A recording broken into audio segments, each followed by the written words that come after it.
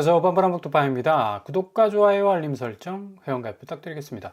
IMF가 우리나라에 대해서 또 한 번의 경고를 날렸습니다. 21일 날짜인데 한국의 나라 빚이 비기축 통화국 중에 가장 빨리 지금 증가하고 있다. GDP 대비 부채 비율이 64.3%입니다. 이렇게 되면 금리, 환율, 물가 모든 곳에 부정적 영향을 줄 수밖에 없는 거죠. 이 부채 문제는 정말 옛날부터 계속해서 곰탕 끓이듯이 쭉 해서 이어져 온 가장 고질적인 문제였죠. 그리고 부동산을 중심으로 해서 몰려든 정말 매몰성 자금들이 완전히 콘크리트 바닥에 쫙 깔려 있기 때문에 지금 이렇게 IMF의 경고까지도 나오고 있을 정도인데, 이 국가 부채 비율은 역시 정부가 일하면서 상당히 이 자금 확대 규모를 늘려간다라는 그런 어떤 의미도 있겠지만, 반대적으로 생각해보면 부동산 시장 쪽에 기울어진 엄청난 국민의 70% 이상의 자금이 여기 다 그냥 목을 메고 있었다는 얘기입니다. 당연히 국가 부채 비율 급속도로 늘어날 수밖에 없겠고, 전 세계 비기축 통화국 중에서 가장 빠른 속도 증가하고 있습니다. IMF가 이렇게 심각한 분석을 또 내놨다는 얘기는 앞으로 이 재정적자 비율을 좀 효율적으로 축소하지 못한다면 상당히 이 도미노식 여러 가지 경제 생태계에 엄청난 타격을 받을 수 있다. IMF가 비교 대상으로 삼은 이 샘플 37개 중에 3위에 차지할 정도로 상당히 좀 이 한국의 부채 문제는 고질적이다. 그것도 부동산 부채가 물려 있기 때문에 전체적으로 이 한국의 산업 경제 자체를 끌고 왔던 그 자금줄, 대체적으로 대기업 운영을 위한 금융시장의 주식 자금 형태로 쏟아부어진 것이 아니라 이거 거의 완전히 투기성 수요였죠. 거의 부동산 쪽으로 완전히 기울어진 이 피사의 사탁 같이 그냥 무게중심으로 그쪽으로 다 쏠려가는 그런 이 모습 때문에 여전히 이런 불명예스러운 이 부채에 대한 리스크를 떠안고 있다는 얘기입니다. 자, 이렇게 이 부채가 위험한 건 지금 올라가는 환율 때문에 그렇죠. 환율이 결국에 가서는 이 부채의 금리라는 내관을 딱 건드릴 겁니다. 딱 때리기 시작하면 그냥 째깍째깍 하는 시한폭탄 같은 이 어마무시한 폭발력이 꽝 하고 한꺼번에 터져 나올 수 있을 가능성이 어느 때보다도 높다라는 걸 IMF도 지금 알고 있어요. 그러니까 아주 객관적이고 냉정하고 합리적 시각으로 우리 지금 부동산 시장을 IMF가 지금 바라보고 있다는 얘기입니다. 그래서 이 환율 변동성 이유 때문에 11월 말 한국의 실질 실효 환율 지수 REER이라고 하는데 이거 한 달 전보다 2.02포인트 더 떨어졌습니다. 글로벌 금융위기 직후인 2009년 4월 말 이후 최저치로 지금 환율 자체가 굉장히 좀 흔들리고 있다. 이 환율을 좀 공격적으로 중앙은행 차원에서 뭔가 방어하기 위해서는 지금 집값 문제, 그러니까 부동산 부분에 있어서 너무 많은 사람들이 부채에 물려 있기 때문에 도리어 기준금리를 좀 올려서 안정화시키려고 가도 지금 여기에 매달려 있는 영끌 아파트들이 부지기수기 때문에 조금만 중앙은행에서 금리를 올린다라는 신호를 보내면 그냥 시중은행 금리는 통제를 못할 수준까지 치켜 올라갈 가능성 높아서 여기 있는 사람은 다 죽을 수밖에 없다. 이런 이제 판단이 작용을 하는 거죠. 그래서 지금 중앙은행으로서도 상당히 고심이 깊다. 그리고 지금 환율 변동성도 상당히 커가지고 이 부분에 대해서 지금 어떻게 결단을 내려서 가야 할지 굉장히 고심이 클 수밖에 없는 거고요. 이렇게 환율이 계속해서 높아가면 수입 물가는 저절로 오를 수밖에 없죠. 5년 사이에 커피가 무려 28% 올랐습니다. 야, 커피 좋아하시는 분들 한국 사람들 굉장히 많지 않습니까? 30% 가까이 올랐다는 얘기는 이거 이제 카페에 가서 아메리카노 한 잔 시키는 것도 굉장히 부담스러울 지경이고 소고기는 60% 올랐어요. 그러니까 실질 이 물가 지수가 체감적으로 굉장히 압박감을 더해오는 그 기저의 환율 변동성은 앞으로 이 환율의 영향을 실생활 속에서 더욱더 우리가 뼈저리게 느낄 수 있는 그런 어떤 변동 요인으로 작용할 수가 있다는 얘기입니다. 수입 원재료 가격 줄줄이 오를 수밖에 없는 거고요. 이렇게 되니까 커피 수입 물가 지수가 307입니다. 379로 나타났어요. 그러니까 100으로 할 때 지난달 달러 기준으로 307이었지만 379, 그러니까 껑충 뛴 거죠. 그만큼 이 피부로 느껴지는 이 체감적 물가 지수는 상당히 커져가고 있다. 자, 이 와중에 부동산이 이제 물려 있습니다. 가장 지금 정부 입장에서도 627 대책 나왔죠. 97 대책 나왔죠. 11호 대책 나왔습니다. 대책을 세 개를 쏟아낼 정도로 부동산 잡지 못하면 앞으로 코스피 코스닥 그리고 경제 생태계 전반적으로 엄청난 영향을 받을 수밖에 없어요. 그래서 3중 규제 책을 지금 내놓고 어느 정도 지금 이 집값 자체가 보합세에 머물도록 브레이크는 걸어놨습니다. 근데 실질적으로 이 집값의 고점에 물려있는 가격 단가들이 확실하게 좀 하향 압력으로 좀 작용을 해야 되는데 눈에 띄게 가격 자체가 선명하고 굵게 지금 움직이지 않고 있다는 얘기입니다. 이유는 호가세 때문에. 그러니까 호가세가 개인적인 어떤 자산 시장의 형태, 그 캐릭터가 굉장히 강해서 자기들끼리 뭐 짜고 치고 뭐 자전거래하고 뒷거래하고 뭐 편법거래 해가지고 등기 안 치고 미등기로 계속적으로 단계적인 이 집값 상승세에 부추겨 올리지 않았습니까? 근데 이제 부동산 시장은 더 이상 옛날처럼 베일에 가려진 그런 시장이 아니다. 지금 이 부채가 물려 있다는 얘기는 국제금융이 부동산 시장에 이미 다 들어왔습니다. 왜? 금융권 자체가 외국 자본이 어마무시하게 파이를 형성하고 있기 때문에 이제 부동산 시장은 나홀로 부동산 시장이 안 됩니다. 결국 금융시장하고 특별히 외국 자본하고 물려있는 함수 관계예요. 그러니까 여기에 변동성이 생기면 부동산 시장은 즉각 반응할 수밖에 없는 거의 뭐 금융시장에 가까운 시장으로 바뀌었습니다. 근데 사람들이 아직 정신을 못 차리죠. 그럼에도 불구하고 부동산 시장은 결국 오르게 될 거야. 라는 어떤 심리적인 어떤 기저의 이런 이 기대 심리 때문에 호가세와 맞물려 가지고 계속적으로 가계부채 개무시하고 끊임없이 대출 받기 시작했다는 얘기입니다. 대출 빠르게 늘어났고요. 부채 축소가 없어요. 이게 대출이 어느 정도 늘어나더라도 이게 딜레버리징 해서 뭐 레버리지 이제 그만 받고 부채 부분을 좀 돈을 갚는 쪽으로 좀 이 증가율이 더 높아진다면 그래도 건전해질 수가 있습니다. 시장이. 근데 구조적 취약성을 갖고 있잖아. 지금 부동산 중심 자산 구조가 너무나 금융 쪽으로 빠져 있었고 그냥 금융은 완전히 제껴뒀었죠. 그냥 오로지 부동산이었다. 이게 지금 가장 큰 문제고 이런 심리적 기저에는 여전히 마통을 이용해서라도 내가 대출받아서 서울 아파트 살 거다. 그리고 로또 아파트 살 거다. 이런 쪽으로 지금 가고 있다는 얘기고 지금 좀 전에 말씀드린 것처럼 부동산 규제 이후에 주담대 상환액이 현격하게 줄어가고 있습니다.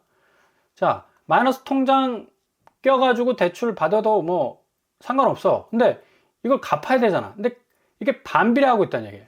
마통은 올라가는데 미상환액은 내려가, 퍼센테이지가. 이렇게 되면 부채는 뭐 기하급수적으로 더 늘어날 수밖에 없는 거죠. 그러니 지금 오늘 21일 일요일임에도 불구하고 지금 정부에서는 부동산 이 대책 또 하나의 어떤 확실한 카드를 내기 위해서 연말 전후로 이제 완벽하게 다 준비됐다고 합니다. 발표 시기를 지금 고려하고 있다고 하는데 이제 4차 규제까지도 나오는 상황입니다. 하도 뭐 마용성 계속해서 오른다. 강남은 뭐 아랑곳하지 않고 오른다고 하니까 추가 공급 논의 플러스 알파 또 새로운 어떤 규제가 나올 것으로 전망이 되는데요.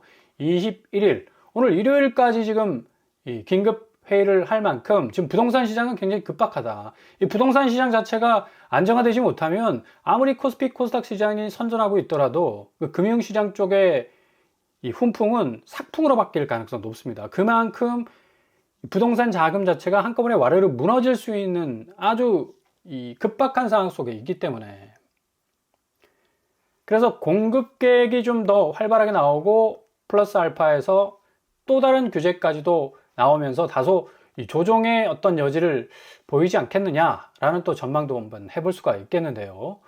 아무튼 간에 지금 동서남북 부동산 시장은 꽉 막혀 있다.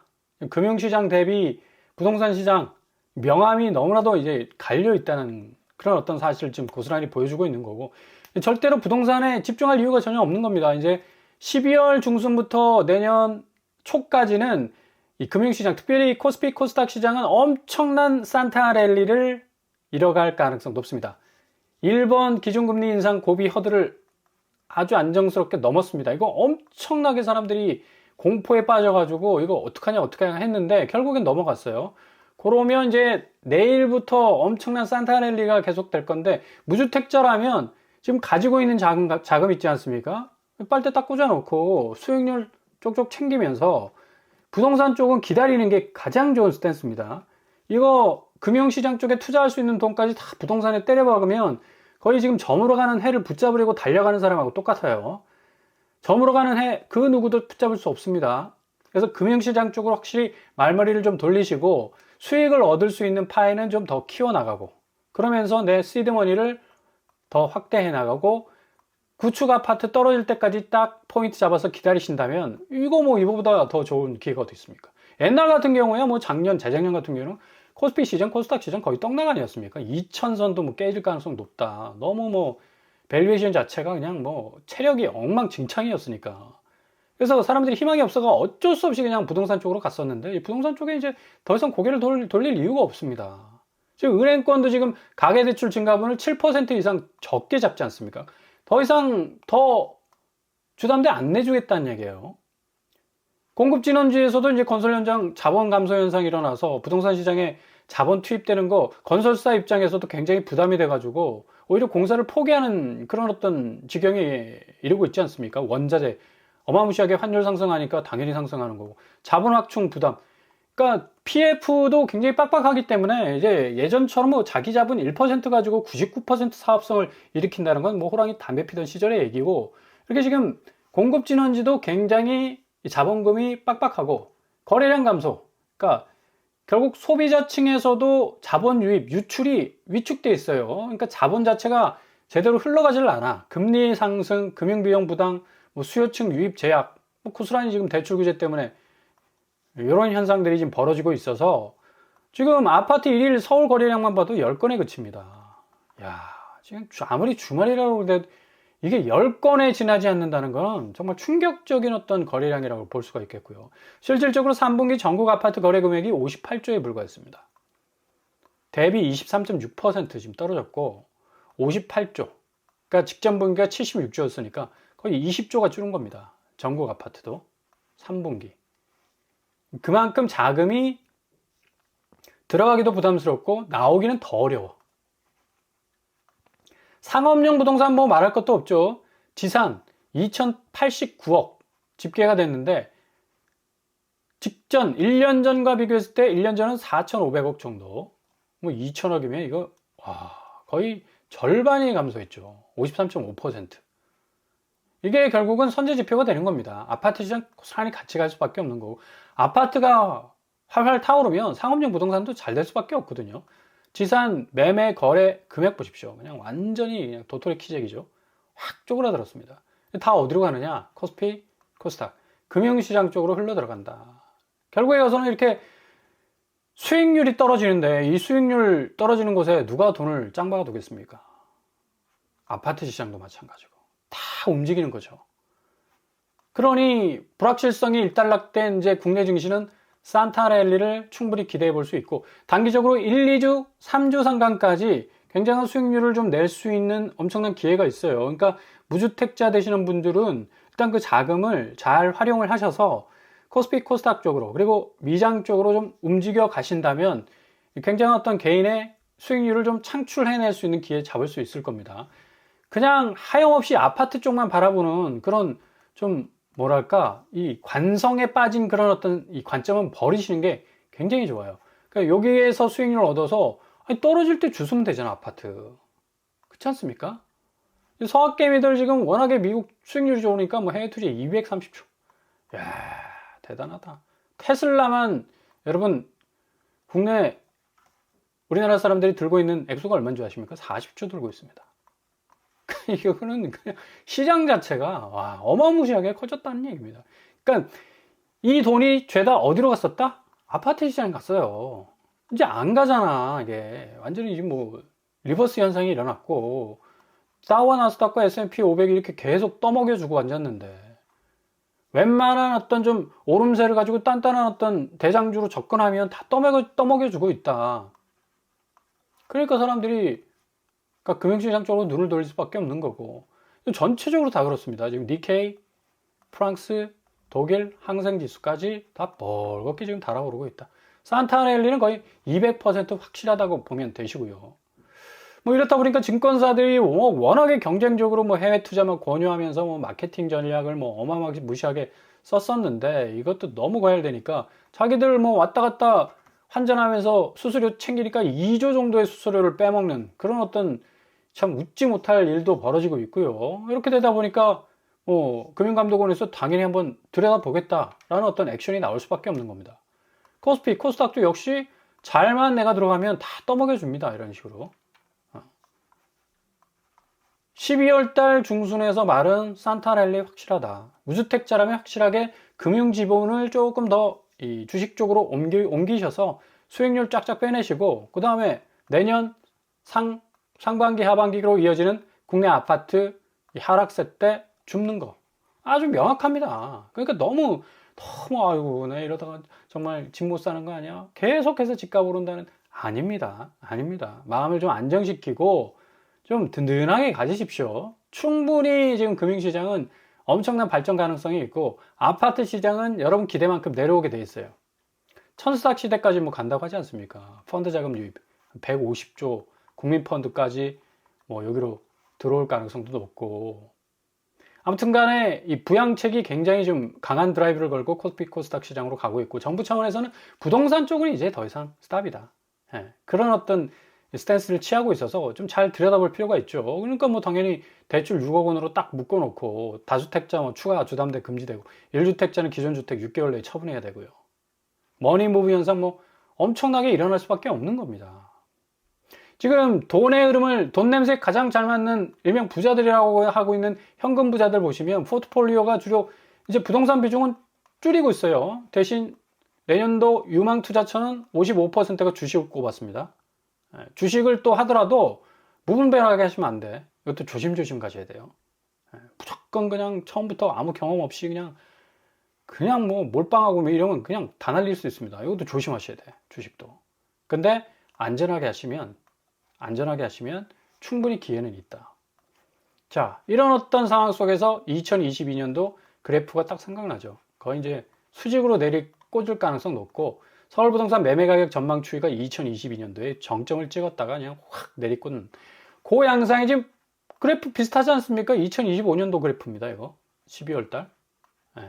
요거 살짝 고개 든다고 해가지고 오른다 다시 오른다, 상승세 우상향으로 간다, 이런 식으로 지금 해석을 하고 있으니까 기가 막히고 코가 막히지.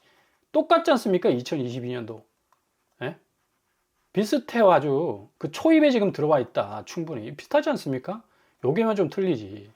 충분히 요런 양상이 2022년도처럼 2025년도 6년도 넘어가면서 전개가 될 것이 분명하기 때문에 자신감을 가지시고 딱 부릅뜨고 눈을 쳐다보시면서 기다리시면, 그리고 확실하게 액티브하게 금융시장에서 움직이시고 뭔가 수익률 창출하시면서 나가신다면 아주 좋은, 무주택자는 뭐 이보다 더 좋을 수 없다. 왜냐하면 금융시장에서 자기가 뭔가 가져갈 수 있는 파이가 없었거든. 코스피, 코스닥 뭐 개떡락을 했었고, 그리고 뭐 아파트 시장 천정부지로 올라가지고 난 접근할 그 뭐 기회조차 없었으니까. 이제 금융시장이 열리기 시작했고, 아파트 시장은 가격 변동성이 엄청나게 찾아올 가능성이 높기 때문에 어느 때보다도 기회다.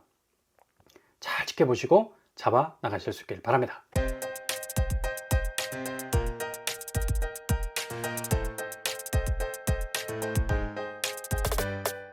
오늘의 부동산 캐릭터처. 지금 오늘 뭐 날짜에서도 일요일도 당정협의회가 열린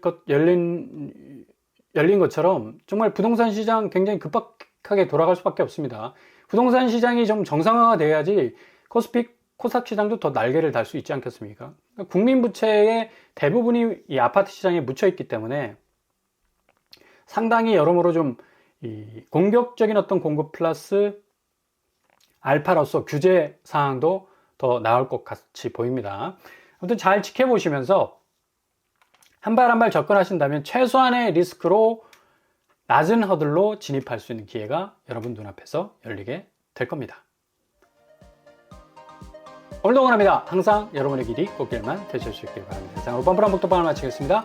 구독과 좋아요 부탁드립니다. 감사합니다.